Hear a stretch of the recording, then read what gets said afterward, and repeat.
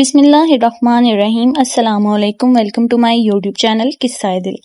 اگر آپ نے ابھی تک چینل کو سبسکرائب نہیں کیا تو چینل کو سبسکرائب کر دیں تاکہ آنے والی ویڈیوز آپ تک پہنچتی رہیں۔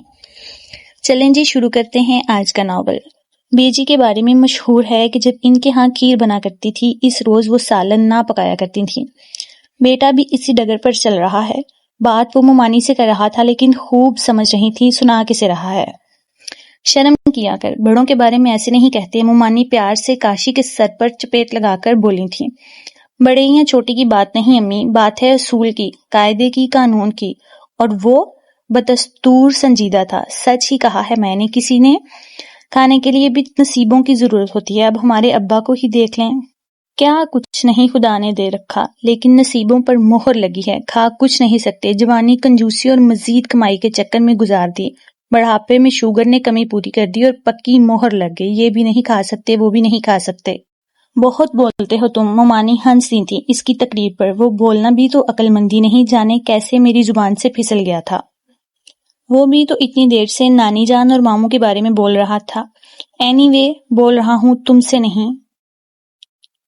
بکواس نہیں کر، اتنا بد مزاج تو پہلے کبھی نہ تھا۔ ممانی قدرے شرمندہ سی ہوئی اس کے لیے اس طرح بولنے پر۔ آپ ڈرتی رہیں، میں کسی کی پرواہ نہیں کرتا، وہ لاپرواہی سے بولا تھا۔ ابھی تو آپ قاعدے قانون کی بات کر رہے تھے، اور جہاں سب اکٹھے رہتے ہوں وہاں سب کے قاعدے قانون لاگو ہو جاتے ہیں بندے پر، اور ان پر بزرگوں کا احترام بھی ہے۔ ایک میں اپنی حفت مٹانے کے لیے مزید بول گئی تھی، اپنی قیمتی مشورے جا کر اپنے دفتر والوں کو دینا۔ میرے معاملات میں دخل اندازی کرنے کی نہ تو کچھ ضرورت ہے اور نہ اجازت، وہ چڑ کر بولا تھا۔ جاؤ مریم، تم دیکھو بے جیتنے تو اٹھ نہیں گئیں۔ ممانی کو پتا تھا کاشی کو چپ کروانا آسان نہیں تھا، اور وہ ہر وقت کوئی نہ کوئی ایسی بات ضرور کرتا جو دوسروں کو دکھی کر دیتی تھی۔ لہٰذا انہوں نے بہانے سے مجھے وہاں سے اٹھا دیا۔ میں وہاں سے اٹھ کر باہر صحن میں چلی آئی تھی، مجھے پتا نہیں تھا نانی جان ابھی نہیں اٹھی ہیں۔ وہ اٹھی تو پورے محلے کو خبر ہو جایا کرتی تھی، کیونکہ روز روز سے باتیں کرنا، ڈانٹنا ان کی عادت بن گئی تھی۔ وجہ ان کی بیماری تھی، وہ ذہنی طور پر بیمار تھیں۔ وقت اور حادثات نے انہیں آہستہ آہستہ اس موڑ پر لاد دیا تھا کہ وہ اپنے پرائی کی پہچان بھول چکی تھی، اور اس دماغی مرض میں ایک لمبی کہانی پوشیدہ تھی۔ میں دکھی سا دل لیے گھر کے پچھلے صحن میں آن کھڑی ہوئی تھی۔ آسمان بے حد صاف تھا، لیکن دماغ ہرگز صاف نہ تھا۔ رہ کر خیال آ رہا تھا، میں کیوں ممانی کے کہنے پر اٹھ کر چلی آئی؟ وہیں کیوں نہ کھڑی کھڑی اس کاشی کے بچے کو سنا دیں۔ جب چاہتا ہے، جس کی چاہتا ہے بےعزتی کر ڈالتا ہے۔ جلتا ہے مجھ سے، مجھے لڑکی ہو کر جاؤ مل گئی، اور یہ بیٹھا قسمت کو روتا رہتا ہے۔ دوسروں کی مثالیں دیکھ دیکھ کر فلاں کے باپ نے اپنے بیٹے کو یہ بزنس شروع کر دیا، فلاں کے باپ نے فلاں ٹھیکہ دلوا دیا، یہ کیا وہ کیا۔ ایک ہمارے ابا ہیں، زمانے بھر کے کنجوس، نہ خود کھایا اور نہ اولاد کو کھانے دیا۔ مجھے اس کی ہر وقت کی بحث جو وہ اکثر ممانی یا شاید ساجد بھائی سے کیا کرتا تھا یاد آنے لگی تھی۔ مجھے اور اپنے بھائی ماجد کو وہ کسی گنتی میں نہ لاتا تھا۔ البتہ ماموں کے سامنے وہ کم ہی کچھ بول پاتا تھا، بس ساری بہادری ان کی پیٹھ کے پیچھے تھی۔ مریم، میں نے کیا کہا تھا تم سے، اور تم کہاں چھپی بیٹھی ہو؟ ممانی نے نانی جان کے کمرے کی کھڑکی جو کہ صحن کے پچھواڑے میں کھلتی تھی سے مجھے آواز دی تھی۔ نانی جان سوئی ہوئی تھیں اس وقت۔ میں نے اپنی صفائی پیش کی اور تیزی سے اندر چلی آئی تھی۔ دیکھو تو ساری کی ساری دوائیں اٹھا کر انہوں نے ڈسٹ بین میں پھینک دی ہیں۔ ممانی جان خاصی ناراض لگ رہی تھی۔ پتہ بھی ہے کتنی مہنگی گولیاں اور کیپسول ہیں ان کے۔ وہ ڈسٹ بین سے صاف گولیاں جو گندی ہونے سے بچ گئی تھی نکالتے ہوئے بولی تھی۔ اچھا ہے، امی ابا کا پیسہ کہیں تو نکلے، ویسے بھی بہت دبا دبا کر رکھنے والوں کا یہی حال ہوتا ہے۔ وہ مذاق سے نانی جان کو دیکھ رہا تھا۔ توبہ کر کاشی، توبہ۔ مما جان نے مڑ کر اسے غصے سے دیکھا تھا۔ بہت نیک عورت تھیں یہ، اور کنجوس بھی، سنا ہے۔ سبزی بناتی تھیں تو چھلکے سنبھال کر دوسرے دن کے لیے رکھ لیتی تھیں کہ سبزی کے چھلکے ضائع نہ ہوں، اگلے دن پک جائیں گے۔ ماں کی بات کاٹ کر پھر بے سری راگنی الاپنے لگا تھا۔ کون یہ غلط سلط تمہارے دماغ میں ڈالتا رہتا ہے؟ اب کہ وہ واقعی ہی غصے میں تھیں۔ سارے خاندان کو تو ان کی عادتوں کا پتہ ہے۔ اچھا کھاتیں، شروع سے ہی اپنے علاج کرواتیں تو اس حالت کو نہ پہنچتیں۔ وہ خاصا ظالم لگ رہا تھا، یہ سب کہتے ہوئے جیسے وہ اس کی سگی دادی نہ ہو، کوئی گلی محلے کی عام سی بوڑھی عورت ہو۔ دادی ہے تمہاری، اور تم کس لہجے میں ان سے بات کر رہے ہو؟ ممانی کو تو ایک میری موجودگی سے اور دوسرا اس کے لہجے سے ہی کچھ ایسا کہ شرمندگی محسوس ہو رہی تھی، لیکن وہ ڈیٹھ بنا کھڑا تھا۔ نانی جان، انہیں بیڈ کی چادر تبدیل کر دوں؟ اٹھیں تو۔ میں نے نانی جان کو اٹھانے کی ناکام کوشش کی تھی، کیونکہ وہ میرے کمرے میں ہونے والی گفتگو سے کچھ سمجھی نہیں تھی، لیکن لہجے کی سختی یا گرمی کو محسوس کر لیتی تھی، اور جب کوئی غصے سے آپس میں بولے یا ان سے بات کر دے تو وہ خاصی چڑ جاتی تھی، اور جو بات ماننی ہوتی تھی وہ بھی نہ مانتی تھی۔ اور ابھی بھی ایسا ہی ہوا تھا۔ مومانی اور کاشی کی آپس کی گفتگو سے وہ چڑ گئی تھی۔ میں انہیں اٹھاؤں گی، وہ مزید سکڑ کر بیٹھ کے سرہانے بیٹھ گئی تھی۔ اٹھیں بیجی، دیکھیں تو سارا بستر خراب ہو گیا ہے، یہ دوائی آپ کے لیے تھی، دیکھیں آپ نے گرا دی، دوائی بھی ضائع ہو گئی اور بستر بھی خراب۔ مومانی قدرے رسان سے نانی جان کو سمجھانے لگی تھی۔ میں نے نہیں گرائی، اس نے گرائی ہے، وہ میری طرف اشارہ کر کے بولی تھی۔ غالباً میں نے جو انہیں اٹھانے کی کوشش کی تھی، اس وقت وہ غصے میں تھیں، یہی وجہ تھی کہ وہ میری طرف اشارہ کرنے لگی تھی۔ اس چیز کا تعلق بھی ان کی بیماری سے تھا۔ کوئی بات، کوئی واقعہ ان کی یادداشت میں محفوظ نہ رہتا تھا۔ جاؤ کاشف، تم جا کر دوسری دوائیں لے کر آؤ، ابو دکان پر ہوں گے تمہارے، اور بتا دینا کہ بیجی نے گرا دی تھی ڈسٹ بن میں، اور ان سے پیسے لے لینا۔ سیرپ کی بوتل نہ ٹوٹتی تو شاید اتنا گند نہ مچتا۔ ممانی کاشی سے کہتے کہتے میری طرف مڑی تھی۔ ابھی تو نہیں، صبح لے آؤں گا، ابھی میرا ایک اور ضروری فون آنا ہے، وہ گھڑی دیکھ کر رسائی سے بولا تھا۔ تو رات کی خوراک کا کیا کریں گے؟ ممانی اس کی طرف دیکھ کر بولی تھی۔ فون کر دیں ابا کو، وہ دونوں ہاتھ پینٹ کی جیب میں ڈال کر آرام سے بولا تھا۔ بہت ڈھیٹ ہو تم۔ ممانی غصے سے خود فون کرنے چلی گئی تھی، اور میں نانی جان کا بستر درست کرنے لگی۔ اگلے روز میں آفس سے لوٹی تو وہ حسب معمول فون پکڑے بیٹھا تھا۔ مجھے اتنی شدید نفرت اس دور کی کسی ایجاد سے نہیں تھی جتنی اس منہ فون سے تھی۔ ممانی کچن سے بڑبڑاتی نکلی۔ اس میں فون کا کیا قصور؟ یہ تو کرنے والے پر منحصر ہے، وہ اس کو کیسے استعمال کرتا ہے۔ میں محض سوچ کر رہ گئی، اب چھوڑ دو اس کو۔ تمہارے ابا بھی رات بہت ناراض ہو رہے تھے، بھی اگر فون کرتا ہوں اگینسٹ ملتا ہے۔ ممانی نے کمر پر ہاتھ رکھ کر اسے ڈرانے کی ناکام کوشش کی تھی۔ میں نے نہیں کیا، دوسری طرف سے آیا ہے، اور یہ بل ابا پر نہیں پڑے گا، وہ ناگواری سے فون بند کر کے بولا تھا۔ نہ یہ تمہاری کس قسم کا دوست ہے جس کا کام سوائے تمہیں فون کرنے کے کچھ نہیں ہے، ان کی طرح ہی فارغ ہے۔ میں نے اپنے کمرے میں بیگ رکھ کر آ چکی تھی، اور بے ارادہ ہی ممانی کی بات کو آگے بڑھا دیا۔ ایک ناگواری کی نظر وہ مجھ پر ڈال کر منہ میں کچھ بڑبڑانے لگا تھا۔ صبح ساجد کا بھی فون آیا تھا۔ اس کی بیوی کی طبیعت کچھ ٹھیک نہیں ہے، کہہ رہا تھا میں خود آ جاؤں گا کچھ روز کے لیے، یا مریم کو بھیج دوں گا۔ ممانی وہیں صوفے پر بیٹھی ساجد بھائی کے فون کی تفصیل بتانے لگی تھی۔ کوئی ضرورت نہیں آپ کو جانے کی یا مریم کو بھیجنے کی، امیر زادی ہے ان کی بیوی، ایک دو نوکر مزید رکھ لیں اپنے گھر میں۔ اس بات سے وہ شدید غصے میں آیا تھا۔ دو چھوڑو چار رکھ لیں بیٹا، پر گھر کی عورتوں کی بات اور ہوتی ہے، بچے بھی تو دونوں بہت شرارتی ہیں ان کے، اور وہ خود بھی سست ہی ہیں کام کاج میں۔ ممانی آہستگی سے بولنی تھی۔ سست تو کافی ہے بابی کے لیے، وہ تو انتہائی کاہل اور کامچور ہیں، وہ اپنی مخصوص ٹون میں بولا تھا۔ کسی کو بخش دیا کرو۔ ممانی کاشی کے اس جملے پر ہنس پڑی تھی۔ یہ حقیقت ہی تو تھی۔ امی، بابی کو کبھی آپ نے ہلتے جلتے دیکھا ہے؟ کیسے چپک جاتی ہیں اس جگہ کہ جہاں بیٹھتی ہیں بیٹھی ہی رہتی ہیں۔ پچھلے ہفتے میں ان کے گھر گیا تھا، نوکرانی ان کی چھٹی پر تھی۔ ساجد بھائی نے کوئی 4 مرتبہ بابی کو چائے بنانے کے لیے کہا تھا، لیکن وہ محترمہ بار بار دروازے کی طرف دیکھتی رہیں کہ ابھی کوئی فرشتہ ہی نمودار ہو جائے، ان کی اس مشکل ترین گھڑی کو دور کر دے۔ 5ویں مرتبہ ساجد بھائی خود اٹھنے لگے تو جا کر بابی نے ہلنے کی زحمت کی۔ تو تم وہاں گئے ہی کیوں تھے؟ لیکن کیا کریں، ڈٹائی میں تم بھی بابی سے کچھ کم نہیں ہو۔ ماجد نے گھر داخل ہوتے ہی اپنی رائے پیش کی تھی۔ بھائی کا گھر ہے، کھانا نصیب نہیں تو چائے بھی نہیں اس گھر کی نہ پی جائے، اور یہ جو عورتیں ہوتی ہیں نا، ان کی تو زندگی کا مشن ہی یہ ہوتا ہے شوہر کو اتنا دور کیا جائے کہ کسی سسرالی رشتے کی شکل تک نہ دیکھنی پڑے۔ اب وہ عورت ذات کا فلسفہ پیش کرنے لگ گیا تھا، لیکن ہماری امی تو ایسی نہیں ہے۔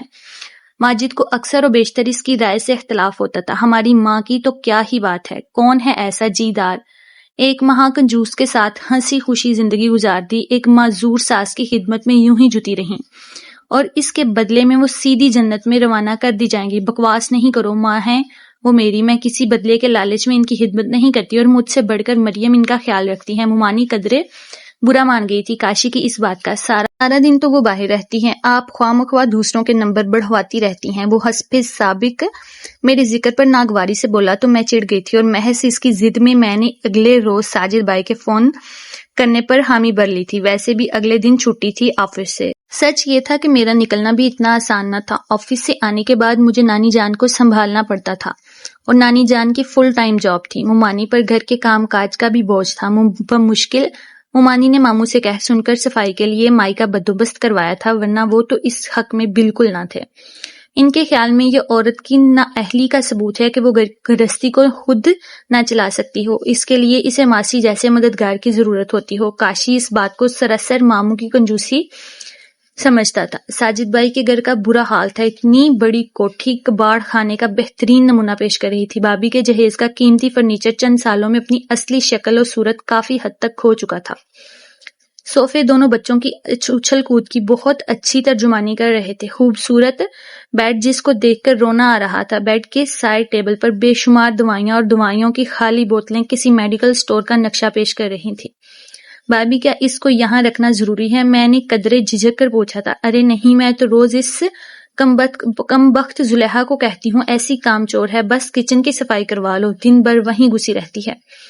ٹھوسنا جو ہوتا ہے دن بھر۔ بھابھی اپنی ملازمہ کی داستان لے کر بیٹھ گئی تھی۔ میں نے ساری خالی بوتلیں اٹھا کر کوڑے کی ٹوکری میں پھینکی اور ضروری ادویات سائڈ کی الماری میں رکھ دی۔ ملازمہ کو ساتھ لگا کر صفائی بیڈ روم سے شروع کروائی۔ بے شمار ضروری اور غیر ضروری چیزیں بیڈ کے نیچے جانے کی کب سے بھابھی کی غفلتوں پر پردہ ڈالے ہوئے تھیں۔ ڈرائنگ روم کے صوفوں کے پیچھے جالے کتار در کتار کسی اور ہی جہاں کا نقشہ پیش کر رہے تھے۔ میں نے سختی سے زلیخا کو ڈانٹا اور جھاڑو لے کر فوراً شروع ہو گئی۔ سب سے آخر میں کچن کی باری آئی، وہ بھی بھابھی کی بد سلیقی کی منہ بولتی تصویر بنا ہوا تھا۔ بھابھی، ساجد بھائی ڈانٹتے نہیں زلیخا کو؟ میں نے جان بوجھ کر ان کا نام نہ لیا تھا۔ حقیقت بھی یہی تھی کہ میری جیسی لڑکی کا دم بھی گھٹنے لگا تھا اتنی بے ترتیبی دیکھ کر۔ توبہ کرو، ایک لفظ جو اسے کہہ دیں، ان کو تو لے دے کر مل جاتی ہوں میں۔ اچھا، وہ آپ کو ڈانٹتے بھی ہیں؟ میں نے حیران نظروں سے مڑ کر بھابھی کو دیکھا تھا، لیکن یقین بالکل نہ آیا تھا مگر وہ ڈانٹتے تو اب پر کچھ تو اثر ہوا ہوتا، اور پھر اتنی امیر کبیر خاندان کی اکلوتی لڑکی جو جہیز میں یہ بڑی کوٹھی، گاڑی، قیمتی سامان اور جس سے شادی کا مقصد بھی محض یہ حاصل کرنا تھا، بھلا اسے کیا ڈانٹ پڑتی ہوگی؟ وہ تو آ جا کر میرے وزن کے پیچھے پڑ جاتے ہیں۔ ان کا خیال ہے کہ میرا وزن میری سستی کی وجہ سے بڑھا ہے، حالانکہ ایسا نہیں ہے۔ وہ تو چھوٹوں کی پیدائش پر مجھے بہت زیادہ گلوکوز کی بوتلیں لگائی گئی تھیں، اس وجہ سے میں موٹی ہو گئی۔ اس بار تو میں نے پکا ارادہ کر لیا تھا اپنا وزن کم کرنے کا، اس کے لیے ایک سلمنگ سینٹر بھی جوائن کر لیا تھا، بس قدرت کو منظور نہیں تھا اور پھر سے پھنس گئی ہوں میں۔ آخری جملے پر وہ قدرے شرمندہ ہوئی تھی۔ جی میں بھی محض مسکرا کر رہ گئی تھی، جانتی تھی کہ وہ اپنی پریگنینسی کی بات کر رہی ہیں، اور یہ خدا جانتا تھا یا پھر مومانی اور میں۔ بھابھی کے دونوں بچوں کی پیدائش کے دوران بھابھی نے کس قدر ناز اٹھوائے تھے اور کس قدر نخرے کیے تھے۔ پہلے بچے کی دفعہ مومانی ان کو اپنے ہاں لے گئی تھی، تب ہی سارے بید کھل چکے تھے ان کی کام چوری اور نااہلی کے۔ اوپر سے سست انتہا کی تھیں، حالانکہ شادی کے وقت بے حد خوبصورت جسم کی اسمارٹ لڑکی تھی، لیکن ان کی سستی نے انہیں ایک دم بے ہنگم جسم کی مالک عورت بنا دیا تھا۔ کچن سے فارغ ہو کر میں لان میں چلی آئی تھی۔ پائپ سے پودوں کو پانی دے کر میں پائپ ہاتھ میں لیے فرش دھلوانے لگی تھی۔ شاباش، بہت خوشی ہوئی زلیخا کے بعد تم ہاتھ سے اچھے طریقے سے یہ کام کر سکتی ہو۔ کاشی میرے سامنے کھڑا تھا تنے ہوئے چہرے کے ساتھ۔ میں جو اپنے دھیان میں کہاں سے کہاں پہنچی ہوئی تھی، اس کی بے وقت آمد پر تھوڑی دیر کے لیے گڑبڑا گئی تھی۔ میں نے منع کیا تھا اس طرح ماسی بن کر آنے سے۔ وہ دانت پیستا ہوا میرے قریب آ کر آہستگی سے بولا تھا۔ ساجد بھائی کا فون آیا تھا، بھابھی کی طبیعت ٹھیک نہیں تھی، تو تم ڈاکٹر ہو؟ وہ میرے اس طرح جواب دینے پر کچا چبا جانے والی نظروں سے گور رہا تھا۔ یہ میں نے کب کہا؟ میں نے قدرے غصے سے کہا تھا۔ غصہ کرنے میں بھی حق بجانب تھی۔ آخر اس سرد جنگ کا کچھ اثر میری طرف سے بھی ہونا تھا جو عرصے سے وہ میرے ساتھ کر رہا تھا۔ ارے کاشف، تم کب آئے؟ بھابھی نے کھڑکی سے کاشف کو آواز دی تھی۔ بھابھی، ان کی کوئی آفس کولیگ آئی ہوئی ہیں، امی نے بھیجا ہے، بلا لاؤں؟ اس نے لمحوں میں کہانی بھی گھڑ لی تھی مجھے لے جانے کی، لیکن یہ تو کچھ دن رہے گی۔ بھابھی اس غم میں باہر نکل آئی تھی کیونکہ وہ میرے آنے پر مطمئن سی ہو گئی تھی کہ جو نوکروں کی نگرانی وہ کرتی ہیں، اس سے بھی جان چھوٹ جائے گی۔ بس جی، اب مہمان آئے ہیں، میں کیا کہہ سکتا ہوں؟ وہ سر ہلا کر خود بری الذمہ ہو گیا تھا بھابھی کے سامنے۔ وہ تو تم چھوڑ جاؤ گے دوبارہ اسے، یہ تمہارے بھائی جان کو بھیجوں؟ وہ جلدی ہی پر امید ہو گئی تھی کہ آخر مہمان آئے ہیں تو چلے ہی جائیں گے۔ آپ بھائی جان کو مت بھیجیے گا، وہ ایسا ہے کہ بیجی کی طبیعت بھی بہت خراب ہے، تو امی سے اکیلے نہیں سنبھالنا مشکل ہو رہا ہے۔ کافی حد تک کاشی نے بھابھی کو بالکل نا امید کر دیا تھا اور مجھے اس ہی گندے اور میلے کپڑوں کے ساتھ ہی اپنی موٹر سائیکل پر واپس لے آیا تھا۔ آخر ایسی کون سی قیامت آ گئی تھی جو میرے وہاں جانے سے مجھے شدید غصہ آ رہا تھا کاشی کی اس حرکت پر۔ یہی تو میں کہہ رہا ہوں، اس کو کیا پاگل پن کا کوئی علاج نہیں؟ مومانی الگ بیزار تھیں اس کاشی کے بچے سے۔ جب میں نے ایک بار منع کیا تھا کہ پھر یہ کیوں، مخاطب وہ اب بھی مومانی کو کر رہا تھا۔ میری مرضی، میں جیتی جاگتی انسان ہوں، کوئی روبوٹ نہیں ہوں جو آپ کی مرضی کے مطابق چلوں۔ غصہ ضبط کرنا میرے لیے بھی مشکل ہو گیا تھا۔ یہ اپنی والدہ سے پوچھنا اگلے جہاں جا کر، یا میرے والد سے پوچھ لو جا کر، جاؤ دکان پر بیٹھے ہیں، کہتا ہوا وہ پاؤں پٹک کر باہر نکل گیا تھا۔ میں بے تحاشا اپنی توہین محسوس کر رہی تھی۔ آنسو آپ میری آنکھوں سے بہہ نکلے تھے۔ میں اپنے کمرے میں چلی آئی۔ وہ ہمیشہ میری توہین کرتا تھا، مجھ پر ملکیت بھی جتاتا تھا۔ کاشی کا مسئلہ یہ تھا کہ وہ پوری طرح خوش بھی نہیں تھا اس نسبت پر۔ میری پیدائش سے پہلے ہی والدین نے یہ کارنامہ انجام دے دیا تھا، اور وہ اس توق کو اتارنا بھی نہیں چاہتا تھا جو زبردستی میرے سلسلے میں اسے پہنایا گیا تھا۔ یہ بات بھی بخوبی میرے علم میں تھی کہ وہ اپنی کلاس فیلو کو پسند کرتا ہے، اور سلسلہ گزشتہ 2-2.5 سال سے چل رہا ہے۔ حالانکہ یونیورسٹی سے فارغ ہو کر دونوں کو 2 سال ہو چکے تھے، پھر بھی رابطہ تھا۔ گھنٹوں ان کے درمیان فون پر بات ہوتی تھی۔ کاشی کے چہرے پر پھیلے رنگ اس کے سارے جذبے بے نقاب کر جایا کرتی تھی جب وہ رومینا سے بات کرتا تھا۔ یہ الگ بات تھی کہ مومانی کو یا پھر باقی گھر والوں کو ہمیشہ دوست کا کہہ کر دھوکہ دیا کرتا تھا، اور مومانی چڑ جایا کرتی تھی کہ یہ کون سا دوست ہے۔ بہت دفعہ تو میرا بھی دل چاہتا تھا کہ دوسرے کمرے میں پڑا ایکسٹینشن جا کر اٹھا لوں اور دھنک رنگ سمیٹ لوں جو رومیسا کاشی کے چہرے پر بکھیر دیتی ہے۔ جب وہ میرے علم میں کاشی اور رومیسا کی بات آئی تھی، میں بظاہر کاشی سے بالکل الگ تھلگ ہو گئی تھی۔ اس کے کسی معاملے میں بولنا، دخل اندازی کرنا، مشورہ دینا بالکل ممنوع کر لیا تھا میں نے اپنے لیے، لیکن یہ سب کرنا اتنا آسان نہ تھا۔ اس لا تعلقی کا اظہار مجھے اندر سے مار ڈالتا تھا۔ بچپن سے جن جذبوں نے پروان چڑھنا شروع کیا تھا، صدیوں کی مسافت طے کی تھی، لمحوں میں انہیں ختم کرنا ممکن نہ تھا۔ کاشی جب رومیسا سے بات کر رہا ہوتا، میں کرب کے کس مراحل سے گزرتی یہ میں جانتی تھی، یا پھر جس سے بے چینی سے میں وہ گھڑی دیکھ کر فون کا انتظار کرتا تھا، وہ اس کی بے چینیاں بھی مجھ سے پوشیدہ نہ تھیں۔ بات مریم کے اچھے یا برے ہونے کی نہیں تھی۔ رومیسا، میں چاہتا ہوں حالات سازگار ہو جائیں، اصل میں پھپھو ابا کی بہت لاڈلی بہن تھی، اور مریم کی پیدائش سے پہلے ہی ابا نے امی کے ذریعے کہلوا دیا تھا کہ اگر پھپھو کے ہاں بیٹی ہوئی تو وہ اسے اپنی بہو بنا کر لائیں گی، اور سالوں پرانا فیصلہ ایک دم سے کیسے بدل دوں؟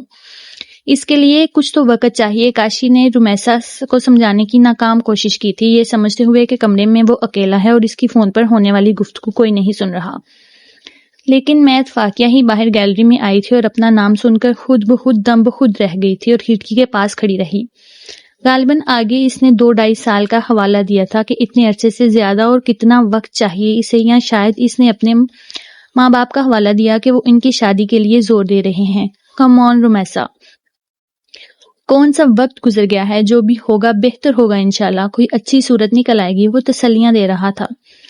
لیکن یہ فضول قسم کی تسلیاں تھیں، یہ میں بھی جانتی تھی۔ عملی طور پر وہ کچھ بھی نہیں کر رہا تھا سوائے ماموں کو مورد الزام ٹھہرانے کے، لیکن الزام بھی وہ محض کاروبار، نوکری اور وغیرہ کے سلسلے میں دیتا تھا، یا چڑچڑے پن سے ہر چیز کو تنقید کا نشانہ بناتا۔ اس کی عادت بن چکی تھی۔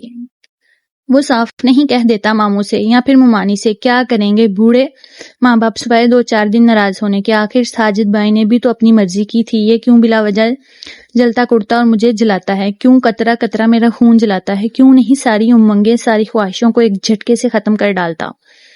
بزدل، کم ہمت، کچھ بھی کر گزرنے کی صلاحیت نہیں اس میں، حالی باتیں بناتا، روب ڈالتا، کبھی ایک حالات کی ذمہ داری عائد کرتا تو کبھی دوسرے کو مورد الزام ٹھہراتا۔ میں دل ہی دل میں اسے کوستی نانی جان کے کمرے میں چلی آئی تھی، لیکن دل کی بے چینیاں تھیں کہ بڑھتی ہی جا رہی تھی۔ بہت کوشش کرتی خود کو سمجھانے کی، شکر ہے ابھی پتہ چل گیا ہے، شادی کے بعد پتہ چلتا تو کوئی حل نہ تھا۔ تو اب کیا حل کر لیا تم نے؟ میں خود سے مزید الجھ پڑتی۔ حل کیا ہے؟ کافی نہیں کہ سوچ لیا ہے میں نے کہ اس کے بارے میں اس کے راستے سے پیچھے ہٹ جاؤں گی۔ واہ، یہ فیصلہ تو تم نے 2-2.5 سال سے اب تک سینکڑوں مرتبہ کیا ہے، تو کیا واقعی ہی ہٹ گئی ہو اس کے راستے سے؟ وہ سوچتی تو اب بھی پاگلوں کی طرح اس کے بارے میں ہی ہو، اسی امید پر جاب کر لی کہ ذہن سے وہ ہٹ جائے گا۔ نہیں مریم بی بی، بچپن سے پالے ہوئے روک کبھی نہیں جاتے۔ میں بے آواز رو دی تھی، انجانے میں نانی جان کا ہاتھ تھامے کتنی دیر روتی رہی تھی۔ نرم ہاتھوں کا ایک شفیق سا لمس مجھے اپنے سر پر محسوس ہوا تھا۔ ماموں جان کھڑے تھے۔ کیا بات ہے میری بیٹی بہت اداس ہے؟ ماموں جان سراپا محبت بنے مجھ سے پوچھ رہے تھے۔ بس ایسے ہی نانی جان کو دیکھ کر دل میں کبھی کبھی بہت اداس ہو جاتا ہے۔ میں اپنے چہرے کو ہاتھوں سے رگڑ کر سیدھی ہوئی بیٹھی تھی۔ بس بیٹے، یہ دکھ، پریشانی، سکھ، خوشی سب خدا کی طرف سے ہے، وہ دے کر بھی آزماتا ہے اور نہ دے کر بھی، صحت مندی بھی آزماتا ہے اور بیماری میں بھی، اور یہ بیماری بھی خدا کی طرف سے ایک رحمت ہے۔ وہ رسان سے مجھے سمجھانے لگے تھے، کیسی رحمت ہے جو ہوش و حواس چھین لے، اپنے پرائے کی تمیز مٹا دے، پیار و محبت، دکھ درد محسوس نہ کر سکے۔ میں حیران نظروں سے ماموں کو دیکھ رہی تھی، شاید ماموں نے میری نظروں سے اس سوال کو پڑھ لیا تھا، بیٹا، بیماری کی صورت میں خدا جو تکلیف بے جی کو یا پھر ہم لوگوں کو دے رہا ہے، اس کا بھی اجر ہے، اور پھر خدا نے ہمیں کچھ سبق بھی تو سکھانے ہوتے ہیں نا۔ دنیا عارضی ہے، دنیاوی آسائشوں اور تکلیف عارضی ہیں، بس چند روز آزمائش ہے یہ بس۔ ماموں جان دھیرے دھیرے جانے کیا کچھ سمجھا رہے تھے، لیکن میں تو لفظ عارضی میں اٹک کر رہ گئی تھی۔ اگر یہ سب کچھ عارضی ہے تو میرے اندر کا دکھ کیوں عارضی نہیں؟ کیوں چند روز میں یہ زخم مندمل نہیں ہو رہے؟ کیوں نہیں میں اسے آزمائش سے گزر پا رہی؟ یوں بیچ راہ میں پھنس کر رہ گئی ہوں۔ اگر یہ سب ختم ہی ہو جانے والا ہے تو ہم یہ دولت، روپیہ پیسہ کیوں اتنا سمیٹ کر رکھتے ہیں؟ کاشف جو جانے کب سے دروازے پر کھڑا تھا، درمیان میں بول پڑا، کون رکھ رہا ہے روپیہ پیسہ سمیٹ کر؟ ماموں جان اس انداز پر قدرے برہم ہو کر پیچھے پڑتے تھے۔ سب ہی جن کے پاس روپیہ دولت ہوتی ہے، اس کی بہادری ماموں کی ایک نظر میں ہی ہوا ہو گئی تھی۔ اوروں کا تو مجھے پتا نہیں، لیکن میں اپنی بات کروں گا۔ میرے پاس جو کچھ ہے وہ میرے باپ دادا نے نہیں چھوڑا تھا میرے لیے، یہ سب میں نے اپنے زور بازو پر حاصل کیا ہے، اور یہ چاہوں گا کہ میرے بچے بھی میرا اثاثوں پر نظر رکھنے کے بجائے اپنے پیروں پر کھڑے ہوں، بغیر کسی سہارے کے، بغیر کسی سفارش کی بیساکھی کے، بغیر باپ دادا کی دولت کی سیڑھی کے۔ میرے والد نے یہ حکمت عملی آزمائی اور کامیاب رہے۔ میں نے ابتدا مزدوری سے کی تھی، یہ نہیں پڑھا لکھا نہ تھا، لیکن میں نے کام کو کبھی عار نہیں سمجھا تھا، محنت پر کبھی عار نہیں شرمایا تھا۔ لیکن ابا، زمانہ بہت تیزی سے آگے بڑھ رہا ہے، ٹیشن کا دور ہے، آپ کا زمانہ اور تھا، وقت کی رفتار اتنی تیز نہ ہوتی تھی۔ کاشی بالکل بھی متفق نہ تھا ماموں جان کی رائے سے۔ کیا تیز ہو گیا ہے زمانہ، ٹی وی آ گئے ہیں، ویڈیو ڈش آ گئی ہے، بے حیائی آ گئی ہے، یہ تیزی ہے، لعنت ہے اس تیزی پر۔ اگر یہ تیزی بھی ہے تو اس کا محنت سے اپنے پاؤں پر کھڑے ہونے سے کیا تعلق؟ ماموں نے بیزاری سے پوچھا تھا۔ باپ بیٹے کے درمیان یہ بحث جانے کتنی طویل ہونی تھی، اور مجھے مزید بیٹھنا مشکل ہو رہا تھا۔ ویسے بھی نانی جان کی دوائی کا وقت ہو رہا تھا، اور ماموں جان کی موجودگی میں یہ مرحلہ کافی آسان ہوتا تھا۔ میں انہیں دوائی دے کر اپنے کمرے میں چلی آئی تھی۔ پہلے ارادہ کیا ممانی کے پاس کچن میں چلی جاؤں، پھر بدل سی ہو کر کمرے میں چلی آئی تھی۔ کتنی خوش قسمت ہے رومیسا، میرا دھیان بھی اس طرح دونوں کی طرف چلا گیا تھا۔ محبت کے رنگوں سے اس کی دنیا کتنی رنگین ہوگی، لیکن میری قسمت میں ایسا کوئی خوش کن رنگ نہ تھا۔ چاہنا اور چاہے جانا کیسے خوش کن جذبہ ہے، میں نے اس جذبے کو قریب سے محسوس کرنا چاہتی تھی، لیکن شاید یک طرفہ سوچ، یک طرفہ محبت میری زندگی کا حصہ بن چکی تھی۔ اس روز میں آفس سے لوٹی تو ڈائننگ روم سے ایک اجنبی آوازیں سن کر مجھے کچھ دیر کے لیے حیرانی ہوئی تھی۔ ایک دفعہ ارادہ کیا کہ جھانک کر دیکھوں کہ کون سی خواتین ہیں جن کو میں نہیں جانتی، پھر کچھ سوچ کر اس ارادے سے باز ہی رہی اور کپڑے تبدیل کر کے کچن میں چلی آئی کہ کچھ کھانے کے لیے ڈھونڈوں۔ سخت بھوک لگ رہی تھی۔ ان عورتوں کی آوازیں اور ساتھ ممانی جان کی آواز تک ڈائننگ روم سے آ رہی تھی۔ میں ہاتھوں سے بال درست کرتی ان آوازوں کی سمت بڑھنے لگی تھی۔ اندر نہیں جانا، کاشی کی تیز آواز نے میرے پاؤں روک لیے تھے۔ گیلری میں ہی کیوں؟ میں حیرانی سے اس کی طرف پلٹی۔ کہہ دیا نا اندر نہیں جانا۔ صدا کا ڈیٹ بغیر کوئی وضاحت کیے حسب سابق اپنا فیصلہ سنا رہا تھا۔ یہ بھی جانتی تھی کہ اس کی ضد میں اندر چلی بھی گئی تو کچھ بعید نہیں وہاں سے مجھے اٹھانے چلا آئے گا۔ میں واپس کچن میں چلی آئی تھی، فریج سے کباب نکال کر اس کا سینڈوچ بنایا اور پلیٹ میں رکھ کر نانی جان کے کمرے میں چلی آئی تھی۔ نانی جان اچھے موڈ میں تھیں، کچھ مجھے دیکھ کر خوش ہوئیں، پھر بچوں کی طرح اپنے پھولدار کپڑے مجھے دکھانے لگی۔ واقعی بڑھاپے میں انسان کتنا بچہ بن جاتا ہے۔ اب اس سوٹ کو دیکھ کر وہ خوش ہو رہی تھی، یہ میں پچھلے ہی دنوں ان کے لیے سلائی کیا تھا۔ حالانکہ ممانی کو ان کے تیز رنگ نانی جان کے لیے مناسب نہ لگے تھے، لیکن جانے وہ اس کو پہن کر اچھا محسوس کریں گی۔ ایسا ہی ہوا تھا۔ غضب خدا کا، کیسے لوگ ہیں۔ میں نے 4 مرتبہ سمجھایا کہ لڑکی ہم نے گھر میں رکھنی ہے، پھر بھی بضد رہیں کہ ہم لڑکی دیکھ کر ہی جائیں گے۔ ممانی بڑبڑاتی ہوئی اندر داخل ہوئی تھیں۔ کون سی لڑکی ممانی جان؟ میں سینڈوچ ختم کر کے خالی پیٹ ٹیبل پر رکھتے ہوئے بولی تھی۔ تم اور کون اپنے بھائی کا رشتہ لائی تھیں؟ یہ خواتین، ڈاکٹر ہے، اکیلا بھائی ہے، یہ ہے وہ ہے، ہوا کرتا ہے، جانے کس نے رشتہ دکھایا اس گھر کا۔ حالانکہ جاننے والے سبھی جانتے ہیں کہ تم کاشف سے منسوب ہو۔ ممانی اپنی لے میں بولے جا رہی تھی اور میں حیران پریشان انہیں دیکھتی رہ گئی تھی، لیکن یہ معاملہ بھی شام تک حل ہو گیا تھا۔ رومیسا کے فون سے وہ بری طرح اس کے ساتھ الجھ رہا تھا کہ اس نے ان لوگوں کو میرے رشتے کے لیے گھر کیوں بھیجا۔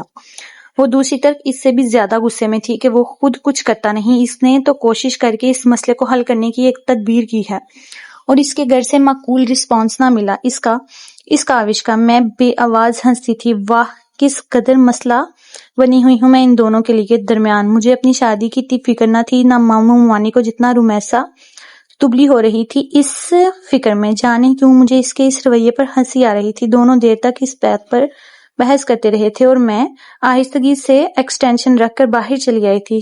ساجد بھائی نے آئے ہوئے تھے اور اپنے دونوں گول مٹول بیٹوں کے ساتھ۔ یہ بڑا تو بالکل بھابھی پر گیا تھا۔ ماجد ان کے صحت مند جسم کی طرف اشارہ کرتے ہوئے بولا تھا، دیکھیں ساجد بھائی، آپ کے بیٹے کو موٹا کہہ رہے ہیں۔ سن رہے ہو نومی، چچا تمہیں موٹا کہہ رہے ہیں۔ میں نے 4 سالہ نومی کو اپنے ساتھ لپٹاتے ہوئے کہا تھا، جس پر نومی صاحب نے شرما کر سر جھکا لیا تھا۔ یہ کاشف کہاں ہے؟ ساجد بھائی اور ادھر ادھر دیکھ رہے تھے۔ چپکا ہوگا فون سے اور کوئی کام نہیں اسے سوائے فون پر دوستوں سے گپے لڑانے کے، اور تم ہی کوئی کام ڈھونڈ دو اس کے لیے، یہ خود تو کچھ کرے گا نہیں۔